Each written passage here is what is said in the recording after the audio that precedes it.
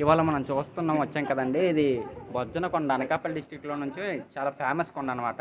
దీన్ని చూడడానికి చాలా దేశాల నుంచి కూడా వస్తుంటారు. ఇప్పుడు చూసారు కదా, ఇది అనకాపల్లి నుంచి సుమారుగా 2 కిలోమీటర్ల దూరంలో ఉంటుంది. ఇక్కడ దగ్గరకు వచ్చేసరికి మనకు ఒక కాలం నుంచి లెఫ్ట్ సైడ్ తీసుకుంటూ వస్తుందండి. చూడండి, ఇది బొజ్జనకొండ, చాలా పెద్ద వ్యూ, చాలా బాగుంటుంది. ఇప్పుడు మనం ఇది చూస్తున్నాం కదా, సో ఇది వచ్చేసరికి మొత్తం చూడండి ఒకసారి. ఇదన్నీ కూడా బుద్ధుని యొక్క పాత సంబంధించినటువంటి శిలాధారాలు అనమాట. ఇప్పుడు మనము లోపల చూస్తున్నాం, ఒకసారి లోపల ఉంటుంది చూద్దాం.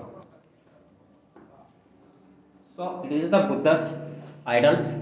అంటే ఒకప్పుడు కేవ్స్లో ఉన్నప్పుడు చూశారు, ఇప్పుడు చూస్తున్నారు కదండి. సో అలానే లోపల కూడా చూద్దాం.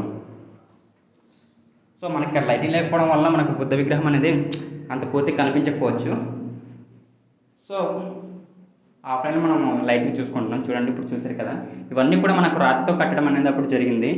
ఈ గోడలన్నీ కూడా మనకు బుద్ధుడికి సంబంధించినటువంటి స్తూపాలు ఎక్కువ ఉండడం వల్ల దీన్ని ఒక చరిత్రకు మంచి ఆధారంగా కూడా చెప్తాము. ఇది చూస్తున్నారు కదా, ఈ అమ్మాయి పేరు మా ఫ్రెండ్ జ్యోతి. తినకు ఇలాంటివంటే చాలా ఇంట్రెస్ట్ ఎక్కువ. అలాగే ఇంకా మిగతా వాళ్ళు ఉన్నారు, వాళ్ళందరూ కూడా బయట ఉంటారనమాట ఎక్కువ. సో ఇప్పుడు చూసారు కదా, కిందకు ఒక ఇద్దరు ఉన్నారు. మాకు జిగిరిద్దన్న దోస్తులు అనమాట. వాళ్ళు ఎప్పుడు కెమెరా పిక్చర్లు కాబట్టి వాళ్ళు ఇప్పుడు అక్కడే ఉంటారు. వెనకాల ఇంకో 2 వస్తున్నాయి చూశారు, ఆ 2 మా సిస్టర్స్ అవుతాయి. వాళ్ళు కూడా సేమ్ కెమెరా పిక్చర్లు అంటే వాళ్ళు. అది ఒక చెయ్యుతున్నాను చూశారు, వాడు ఎక్కువ బైక్ రైడర్ అనమాట.